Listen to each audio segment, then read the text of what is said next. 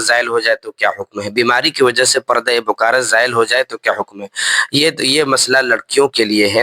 کہ ایسی لڑکی ہے جن کا پردہ بکارت زائل ہو گیا، شادی ان کی نہیں ہوئی ہے اور پردہ بکارت ان کا زائل ہو گیا ہے۔ یہ تین وجہ سے ہو سکتا ہے۔ پردہ بکارت جو زائل ہوتا ہے وہ صرف نکاح کی بنیاد پر زائل نہیں ہوتا ہے، بلکہ پردہ بکارت زائل ہوتا ہے کبھی کبھی جو ہے عمر بہت زیادہ ہو جاتی ہے، اس کی وجہ سے پردہ بکارت زائل ہو جاتا ہے، یا کبھی کبھی ایسا ہوتا ہے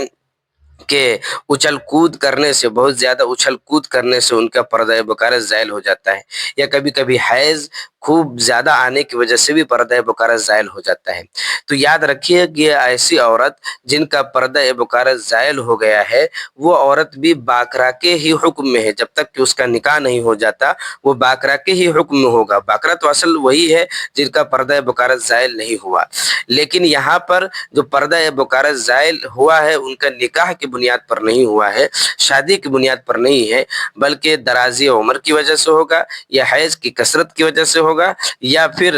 اچھل کود کی وجہ سے ہوگا۔ تو ایسی صورت میں وہ عورت باکرہ ہی کہلائے گی۔ اب اس کا مسئلہ یہ ہے کہ جب وہ باکرہ کے حکم میں ہے تو جب ان کی شادی ہو رہی ہے اس وقت مولانا صاحب اجازت لے رہے ہیں کہ بھائی وہ لڑکا آپ کو پسند ہے یا نہیں ہے، تو ایسی صورت میں اگر وہ خاموش رہی ہے اجازت کے وقت، وہ رونے لگی یا خاموش ہو گئی اور بالکل کچھ بول نہیں رہی ہے یا رو رہی ہے، تو ان کا رونا اور ان کا خاموش رہنا بھی اجازت کی دلیل ہوگی، جس طرح کے باکرہ لڑکی کی ہوتی ہے کہ جو باکرہ جن کا پردہ بکارت زائل نہیں ہوا، یعنی جن کا نکاح ابھی نہیں ہوا ہے اور وہ خاموش رہی اور نہیں روئی، رونے لگی، تو اس کی اجازت کی دلیل ہوتی ہے۔ اسی طریقے سے ان عورت کا بھی مانا جائے گا کیونکہ یہ بھی باکرہ کے ہی حکم میں ہے، لہٰذا بیماری کی وجہ سے اگر پردہ بکارت زائل ہوا ہے تو اس کو باکرہ ہی ہم مانیں گے، اس کو یہ نہیں کہا جائے گا کہ اس کو جو ہے